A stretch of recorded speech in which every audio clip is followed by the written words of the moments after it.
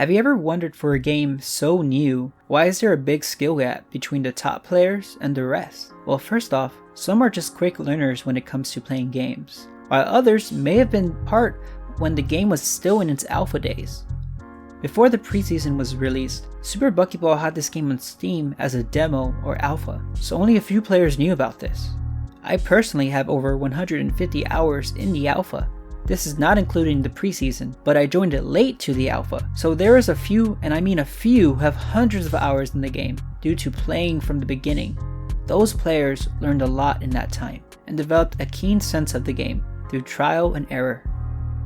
I may not have that level of experience, but I did learn a few things in my short stint.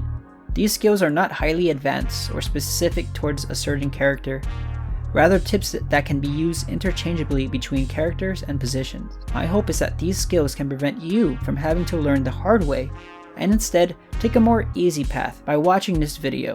My name is Mikey, aka Grayson from Super Buckyball, and this is my 5 essential tips to becoming a better player. Number 1. Passing. Yes, you can pass in the game. For those of you who don't know what passing is, let me read you the definition. The action of throwing, kicking, or hitting a ball to another team member during a sports match. And here's an example. Now that we know that passing is real, let's explain how we can pass effectively. First, let's change our keybinds to our side mouse buttons. This will make it easier to pass in game, but you can keep it in default if that's more comfortable for you. I am no means an expert in passing and something I'm having to work on constantly, but let's look at this clip between Azli and Chaz, 2 players from the alpha. Notice how short they hold the ball. This allows for rapid advancement of the ball towards opponent's net without risking the ball being stolen. Another way we can utilize passing is when you want to actually score. Let's look back at the clip I just showed you. When Chaz passes the ball back to Azli, Azli is already charging his shot, and if not, he's already in the position he wants to be in to attempt a shot. So by the time Azli touches the ball, he's releasing his left click or kick button, and if he's not charging his attack, he's still in the best position to take one. A pass play to score comes very handy in keeping your opponents guessing and confused. Let's look at another clip. You are already in the position you want to be in to score, without risking the ball getting stolen in the first place. It is difficult to score in such a passing play, so you may at first want to practice just passing without actually attempting a janky tempo play. Passing will improve your ability to score, keep the goalie guessing, and improve team chemistry.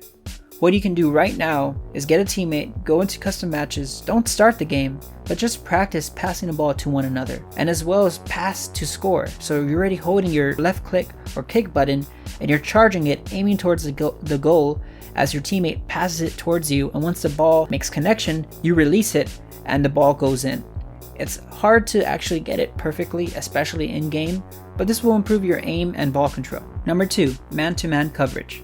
This is something Cerulean said to me once when he was speaking of how he went about training new players on training day. To be clear, this is a fundamental I have been trying to do before Cerulean mentioned, and you could see it in my videos, trying to stick to one person, follow that person, or just stay in a certain vicinity to not ball chase. So I do not know how he exactly would go about explaining this, but how I would put it, man-to-man defense means to target one player that you will follow when on defense. This will keep you from ball chasing and leaving an enemy player open for a shot.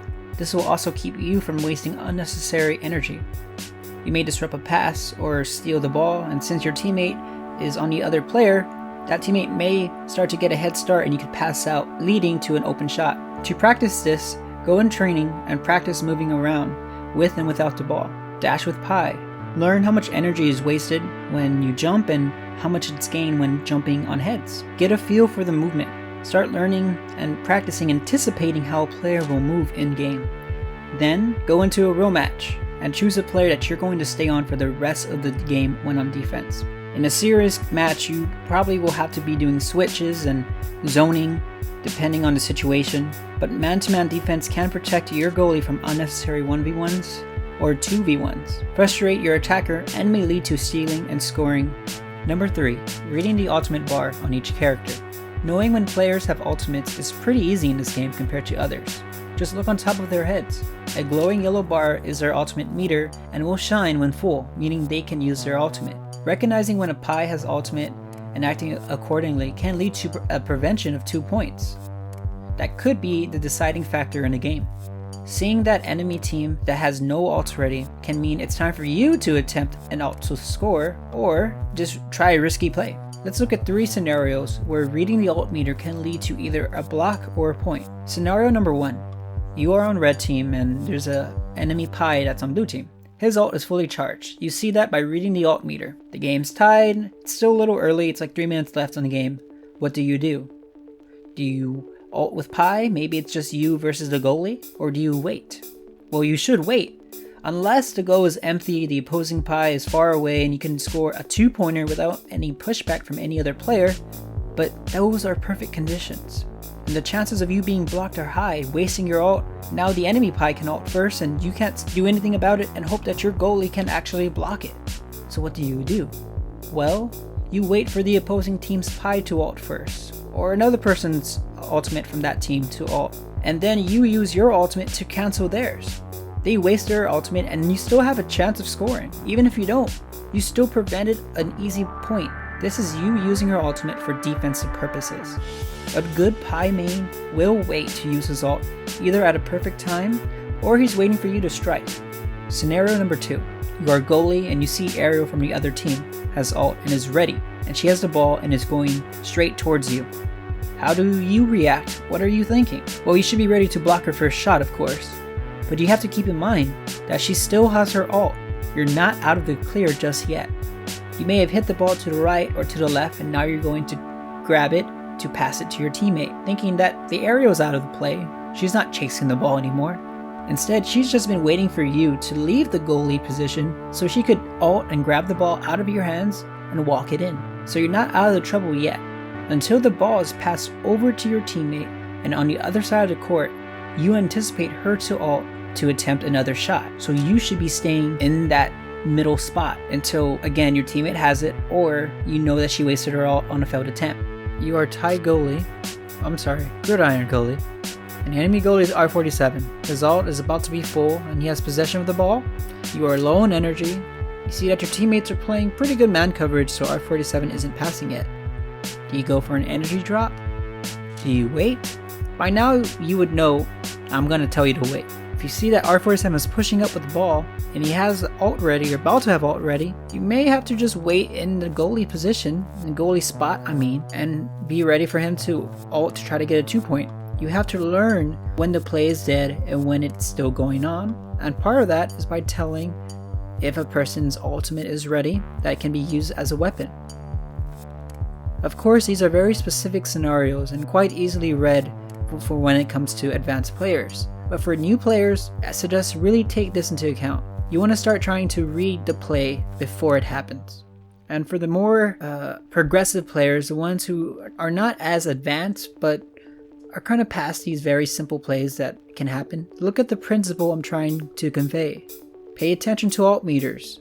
Look at how a player is moving. R47 advancing, maybe it's time to jump in front. Pink has ult, don't let the ball stay in the middle, pass high. Pi has ult, don't pass high, pass low. Samba is ulting, knock him down, keep him away from the ball, make him waste his ult. These are what good players do and see. Save your items. Just in case if an ultimate is about to happen, you can use your item. What you can do is practice in a game by paying attention to one player's ultimate meter and anticipate when that player is going to do his next ultimate move. For the most basic or obvious play is pretty common for the general player base. So if you understand it for one person, it's probably going to be the same for everyone. The pattern's going to stay the same. It's when you get past that where it gets more tricky, where players start trying to do certain things. Paying attention to ult meters can prevent the other team from scoring extra goals and can keep your goalie frustration free. Number 4, energy and item drops.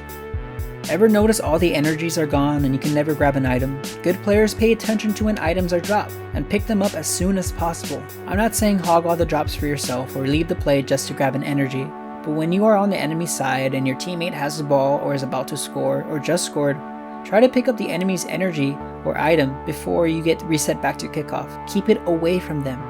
Gridiron, R47, they both need energy drops to fill their ultimates and stamina. Limiting that will keep them slow and from having their ultimates ready. And it's the same for items. Take these away from the other team so you can use it as an advantage. Here are a few things of note.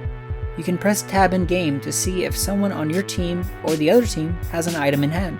So you saw or heard an item appear but now it's gone? Just press tab. See who has it, see what it is. This has led me to save my goalie or myself from getting scored on because someone has a bomb and is about to bomb me. I get out of the way or I avoid it, however I do it. What if I'm not goalie? Well, I just stay out of the way, let them bully my goalie, but I know to fill in because I know he's going to get knocked down. Another thing I found is that energy drops are every 30 seconds. But in the first minute, there's an extra energy drop. So how does it look like? Well, the first energy drops at 5:30 for all of them. But at 5:15, if an energy was picked up in that 10-second, 15-second span, another drop will happen. And then a third at the 5-minute mark. And 4:30, 4, 3:30, 3, you get what I'm saying. Every 30 seconds. But only in the first minute where you could get an extra energy if you're quick enough.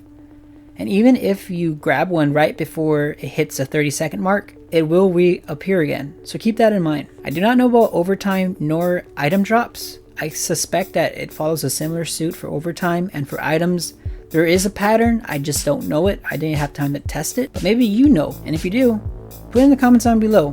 Help every player out. Utilizing and farming energy and item drops from your side and opponents is a very effective way at creating and maintaining more efficient shot and draining the enemy's stamina.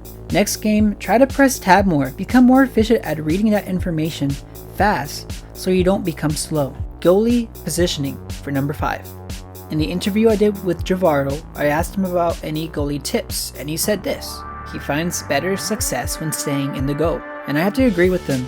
I'm a terrible goalie, but when I stay in the pocket, I find better success. Of course, Javaro said in that same comment that he knows how most people play. So again, that's talking about experience and learning how people play. Even with that fact, staying in the goal will limit the amount of room the attacker has at making a shot, because you're essentially plugging in that gap.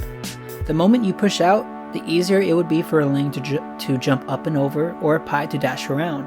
If you're having trouble playing goalie, try to stay in the goal as much as possible, only leaving when necessary or grabbing energy when you know that your team has control of the ball. Of course, goalie is a hard position to learn, and this will not work on every situation, and as the game grows, so will the needs and agenda of a goalie player. But keep in mind that the way you hit the ball depends on the position of your character and the camera, so be sure to aim up when the ball is high and aim low when the ball is low. Goalie positioning is about being aware of the entire game. You have to remain focused and not drift off. I do this all the time, because sometimes at minutes at a time, you're not doing anything. Your team's working in the front, but your reaction speed still has to be great. My best advice I can give with my limited goalie skill is practice with friends in custom matches. Make them ult with pie against you until you can block it. Learn how that ball curves. Try anticipating pinks and laying speed shots by having your friend shoot shots at you for hours at a time. It's up to you how much you want to dedicate to this game. Goalie isn't my strongest, and these tips have only helped me, but this may be different for you and how you feel more comfortable playing goalie. So stay subscribed, as I will go over more goalie tips, but I'm going to be asking better goalie players questions so you can get a better understanding of how to master that position. Practicing good goalie discipline by staying in the box will limit the amount of room a striker will have to score. Maybe they'll miss. If you practice these 5 essential tips, I guarantee your gameplay will improve and will only impress your teammates. Alright guys, that was my 5 essential tips. I do want to go more in depth in a lot of things. Passing, tempo, individual guides for each character. But the beta is almost over, and who knows what will change in the future. So stay subscribed so you don't miss anything. Any questions, feel free to leave them down in the comments, and check out the official Discord of the game. Plenty of players will answer your questions and help you get better. I hope you all enjoyed this video and gained something from it. I really enjoy making this content and helping players learn, but I am no means an expert or the best at the game. But until one of the core alpha players step up and challenge my YouTube rule, you can find everything Super Buckyball related here on this channel. Plus other games, you know, when the beta ends. But we're not going to talk about that right now. And as always, have a good day.